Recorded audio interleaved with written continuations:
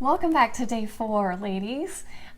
We are looking at some of the interesting people in this day. One, we see the officers of the chief priests and Pharisees, and we see Nicodemus. Ashrita, what did you notice about... Yeah, there's a lot of contrast here. And I was looking at verse 43 where it says there was a division among the people over him. And just kind of looking at the different attitudes, going back to day 1, his brothers were mocking. Part of the crowd was kind of tentative. Like, is this the Christ? Like, what more do we need? What other signs could someone make? Like, this really seems like he's the legitimate Absolutely. deal. Yeah. Whereas they're believing. Yeah. Yeah. And there's even that note. Whereas part of the crowd is kind of antagonistic. Yes. And we see that as Calling well. Jesus a demon. Right. Yes. Yeah.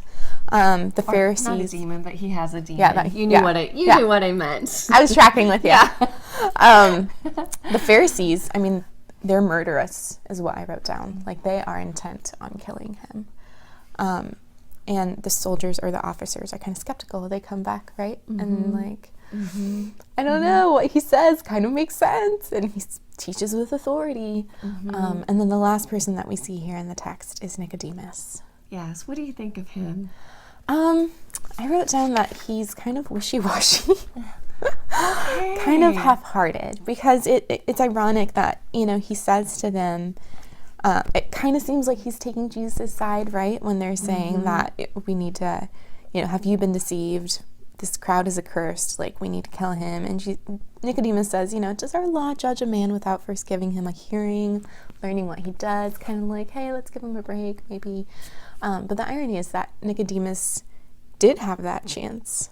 Yes. To sit with Jesus. Yes. To listen to what Jesus has to say. Yes. Like, this, giving him a hearing and learning what he does, Nicodemus had done that. Yes. And he was part of the council of Pharisees. So he could have stood up for Jesus. He could have represented him. And yet he doesn't. He doesn't. And I know, I was talking with another small group of women about this. I would love to hear from you ladies on the other side of the screen, because this was a little bit polarizing. Really? It was. It was Interesting. kind of interesting. Not quite as polarizing as Jesus is, but some really felt like Nicodemus knew that this was as much as he could say at this point in time. Like, this was kind of a gracious way. Like, they really stood up for Nicodemus. Aww. And then others were like, no, he didn't say enough.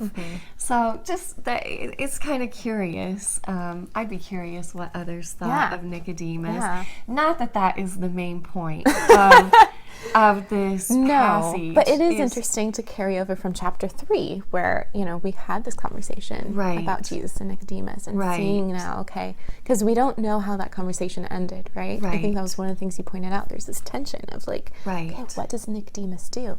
And now we kind of get to glimpse and see. We do. And we're going to get more glimpses of Nicodemus, aren't we? Yeah.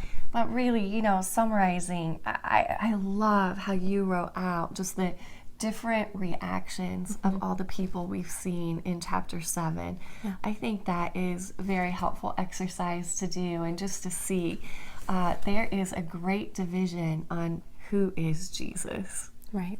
Yeah. Jesus is the same.